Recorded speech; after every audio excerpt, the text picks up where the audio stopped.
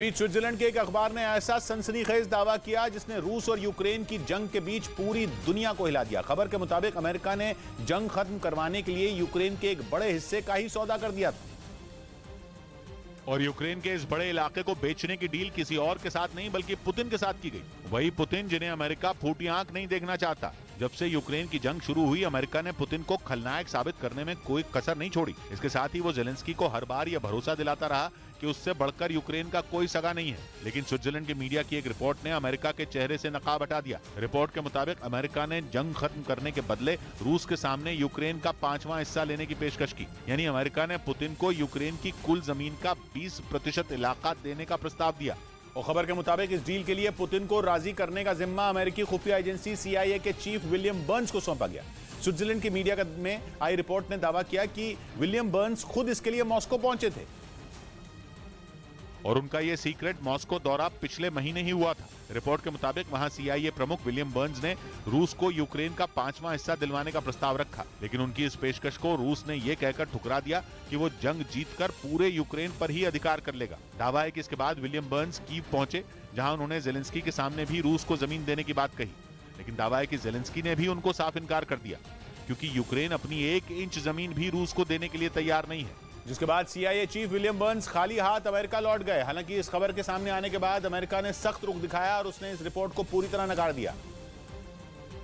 और अमेरिका ने यह दावा किया कि विलियम बर्न्स ने मॉस्को या फिर कीव का कोई दौरा ही नहीं किया। ऐसे में इस बात की संभावना ही नहीं है कि रूस के साथ किसी तरह की डील की तैयारी थी। अमेरिका के मुताबिक वो खुद इस जंग में यूक्रेन की मदद कर रहा है और इस कोशिश में जुटा है कि पुतिन किसी भी तरह हार जाएं। इसके बाद ये सवाल ही खड़ा नहीं होता कि अमेरिका रूस को यूक्रेन की जमीन दिलाने की पेशकश करेगा।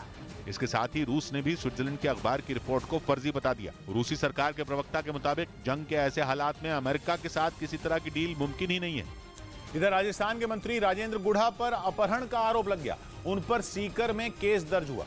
आरोप लगा कि 27 जनवरी को राजेंद्र गुढ़ा ने एक पंच का अपहरण किया, लेकिन कुछ वक्त बाद उन्होंने खुद ही उसे छोड़ दिया। जिसके बाद सीकर के एक गांव के पंच ने राजेंद्र गुढ़ा के खिलाफ अपहरण का केस दर्ज कराया। गहलोत सरकार ने भरोसा दिया कि मामले की जांच चल रही है, जिससे दूध का दूध और पानी का पानी हो जाएगा। लेकिन बीजेपी ने मांग की कि गहलोत सरकार जल्द एक्शन ले। मुख्यमंत्री के पास अगर नैतिक साहस है तो उस मंत्री के खिलाफ सख्त से सख्त कार्रवाई की जाए। राजस्थान के मंत्री राजेंद्र गुढ़ा को पायलट का करीबी माना जाता है। वैसे पहले वो गहलोत गुट में थे, लेकिन पिछले साल 25 सितंबर को हुई बगावत के बाद उन्होंने खेमा बदल लिया, जिसके बाद उनके और गहलोत के बीच दूरी की खबर आई। और इसीलिए अटकलें हैं कि दाल में कुछ काला है, क्योंकि ये तो पक्का है कि कांग्रेस में गुटबाजी का खेल चल रहा है, जिससे उसी का नुकसान हो रहा है और बीजेपी को बैठे बिठाए फायदा। उधर इजराइल और फिलिस्तीन के चरमपंथी संगठन हमास के बीच एक बार फिर जंग जैसे हालात दिखाई दिए। इजराइल ने एक हफ्ते के भीतर गाजा पट्टी को तीसरी बार निशाना बनाया। हमास ने दावा किया कि इसके लिए इजराइल ने लड़ाकू विमान का इस्तेमाल किया, लेकिन इस बार हमास भी पलटवार के लिए पूरी तरह तैयार था और जैसे ही इजराइल का लड़ाकू विमान उसके एयर डिफेंस सिस्टम की जद में आया, डिफेंस सिस्टम एक्टिव हो गया। इसके बाद उसने तुरंत एक मिसाइल दाग दी। हमास के एयर डिफेंस सिस्टम से छोड़ी गई मिसाइल कुछ ही पलों में टारगेट तक पहुंच गई। इसके बाद आसमान में तेज रोशनी के साथ जोरदार धमाके सुनाई दिए। हालांकि हमास ने इस बात की जानकारी नहीं दी कि उसके हमले में इजराइल का कितना नुकसान हुआ, लेकिन इजराइल ने भी अपने ऊपर हुए हमले का जवाब देने में देर नहीं लगाई। उसने अपने कब्जे वाले वेस्ट बैंक को एक बार फिर निशाने पर ले लिया और वहां रॉकेट बरसा दिए।